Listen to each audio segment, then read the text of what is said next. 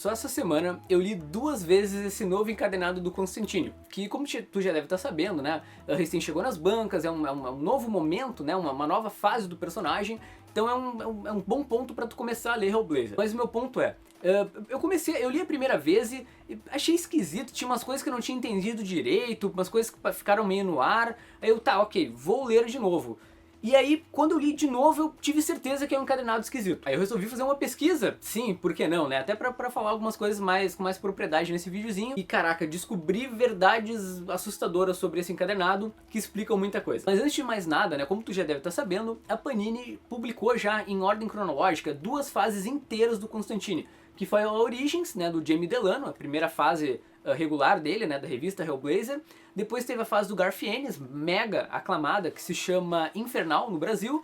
E agora a gente tem essa terceira fase, que é a do Paul Jenkins, que eles estão chamando de Demoníaco. Só que curiosamente, esse encadernado, ele não tem só histórias do Paul Jenkins. Ele começa com um arco curto do Ed Campbell, que se tu não conhece é o desenhista do Inferno, só que aqui ele está escrevendo, né, essa história do Constantine, e depois entra o Paul Jenkins. Só que aqui ocorre uma coisa que eu nunca tinha visto, assim, pelo menos não lembro de acontecer num gibi, que é um escritor encerrar um arco e o outro continuar a partir dele, sabe? Porque geralmente quando um cara novo assume a revista do Constantine, ele começa do zero, ele não para retomar coisas que os outros fizeram, né? Ele já começa o arco dele com as ideias próprias. Então eu fui pesquisar para entender um pouco melhor o que estava acontecendo, né? Esse quadrinho foi publicado nos anos 90 e, enfim, quando o Garth Ennis saiu, a DC, ela pensou no Ed Campbell para assumir a revista do Constantine. O Ed Campbell, como eu falei, né, o desenhista do Inferno. O problema é que o Ed, ele não se acertou com o Axel Alonso, que era o editor na época.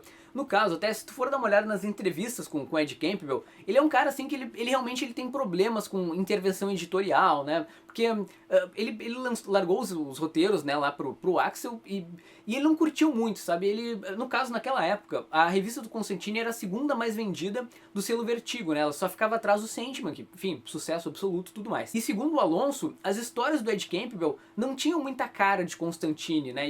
E o Campbell reclama que eles queriam que ele colocasse mais coisas detestáveis no gibi, mais horror e tudo. Ele reclamava muito dessa fórmula do Constantine que ele tinha que escrever, né? Então ele tava fazendo uma coisa muito fora da curva do personagem, a DC não curtiu e ele acabou caindo fora.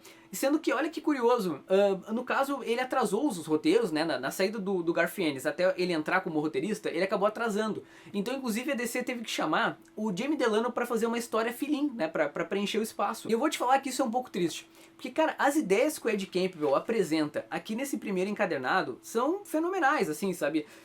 Ele tem alguns desenvolvimentos meio estranhos, mas eu acho que a história em si é muito bacana, né?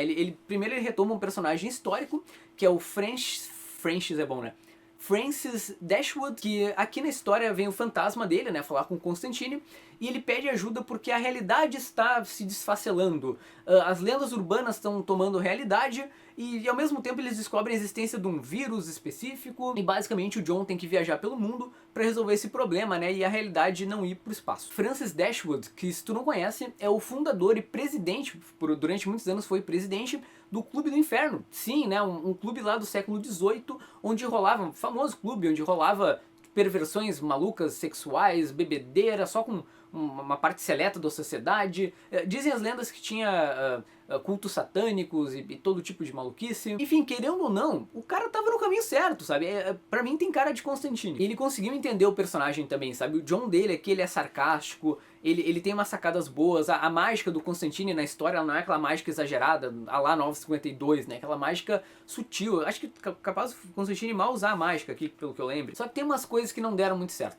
Por exemplo, tem coisas que acontecem na história que parece filler, sabe aqueles filler que servem para preencher espaço? Tem uma trama, por exemplo, envolvendo um aborígene e um gato que parece que não leva a nada, se tu remover assim da história não faz diferença. Tem também coisas que acontecem absurdas assim na trama e ninguém parece que liga, sabe? A história continua e ok, vamos lá. Tem também um cara num táxi, quando o Constantine pega um táxi aqui no meio da história, que ele é igual ao Sandman, tá? O Morpheus lá da série do Neil Gaiman. e ele é chamado de sonho. Aí tu pensa, pô, olha ali o Neil Gaiman, o Sandman, que caraca! Não, era só um cara que chamava sonho e era igual ao Sandman, sabe? Isso é ignorado, não sei se ele ia usar isso mais pra frente, se ele não tivesse saído da revista, mas sabe que parece que a revista, ela é um pouco confusa porque ela mistura um monte de coisa e não vai a lugar nenhum em alguns momentos, mas parece que ele tá, tipo, apresentando várias coisas que ele ia desenvolver lá na frente e não deu. Mas enfim, o importante é, esse primeiro arco, ele acaba na Austrália, né, com Constantine na Austrália, resolve o problema do jeito muito inventivo e tudo, e bem a cara do Constantine.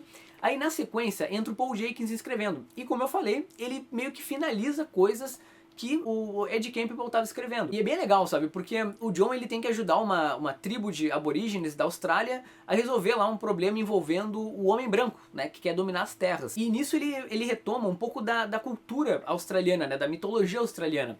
Aparece aqui a serpente do arco-íris, que é uma lenda aborígene lá das tribos da Austrália, que diz que tem uma serpente que criou o mundo como a gente conhece hoje, que através do seu movimento ela criou os rios e as montanhas, e enfim, e aí a prova que ela existe, né, que essa serpente existe lá na Austrália, é que o formato dos rios são o formato da serpente, como se ela tivesse passeado por lá e tudo. Muito bonito, e é legal, assim, eu fui pesquisar sobre isso aqui, eu ganhei um conhecimento que eu não tinha sobre a cultura australiana. Vai que um dia eu queira andar pela Austrália nos rios, ó, por que não? Olha aí, eu já sei que eu vou ser comido por uma cobra gigante. É um arco de 2 edições, bem curtinho, que provavelmente vai repercutir lá na frente, e é legal porque o John, ele também tem uma sacada bem inteligente pra dominar a serpente, né, bem cara de Constantine, sabe, o cara que tem a maldade na cabeça. Eu não comentei até agora, mas aqui a arte é do Sean Phillips, que é um bom desenhista, é um cara que atualmente ele trabalha muito com Ed Brubaker, né, que é um baita roteirista, trabalhou em Criminal. Ele é muito conhecido, na verdade, pela fase aqui no Constantine, porque ele vai desenhar muitas edições ainda. Mas enfim,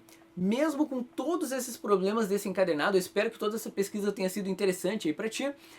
A gente tem uma nova fase saindo, uma nova fase Constantine saindo no Brasil, o que é muito bacana, sendo que não é tem coisas confusas, mas pelo menos a história funciona, sabe? Tu tem cara de Constantine isso aqui. Bom, e assim, eu nunca li essa fase, né? Toda essa fase que vai começar aqui com os roteiros do Paul Jenkins, mas o que eu vejo, assim, em fóruns americanos, é que num comparativo entre os melhores escritores do Constantine, grande parte dos fãs que leram tudo dizem que a fase do Paul Jenkins é uma das melhores, assim, tem muitos fãs que curtem a do Garth Ennis e a do Paul Jenkins, assim, com as fases tops. Eu andei lendo, assim, um resumo por cima dela e, cara, tem muita coisa bacana vindo por aí, sabe? Vários personagens históricos, tem uma fase uma história de aniversário muito legal, que inclusive eu já li, né? Eu só li uma história de toda a fase do Paul Jenkins, e eu gostei muito. Não sei se tu sabia disso, mas antes de escrever, né, antes de virar escritor, ele era editor das Tartarugas Ninja. O cara veio escrever Constantine, sabe? What the fuck? Mas enfim, era isso. Agora é o teu momento. Eu realmente espero que esse videozinho tenha sido útil, tá?